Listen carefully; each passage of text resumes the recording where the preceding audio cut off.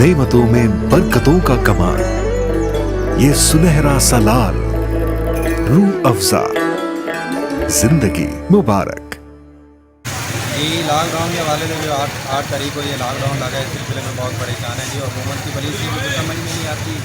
यही हमारे लोगों का कारोबार है, ये कमाई के दिन यही होते हैं, पूरा साल हम इन दिनों का इंतज़ार करते हैं और इस सिलसिले में हुकूमत से दरख्वास्त करते हैं कि इसके बारे में कुछ सोचा जाए, कोई ऐसी चीज़ जिसमें कारोबार करने की इजाज़त दी जाए।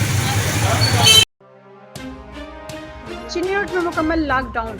मुस्लिम बाजार, सनियार बाजार में मुकम्मल लॉकडाउन के दौरान आवाम का रश। आवाम का कहना था कि हम अपने और अपने बच्चों के लिए शॉपिंग नहीं कर सकते।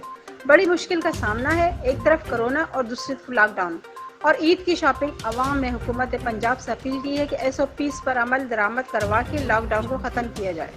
एहतराम रमजान में अरीज प्रीमियम बनास्पति कुकिंग ऑयल और कैनोला ऑयल पर 150 रुपए तक की शानदार बचत। तो इस मुबारक महीने में बेहतर सेहत और लज्जत के लिए अरीज की बेहतरीन और मयारी प्रोडक्ट्स के साथ बनाइए सहर और इफ्तार के मुकद्दस लम्हात को और भी खास।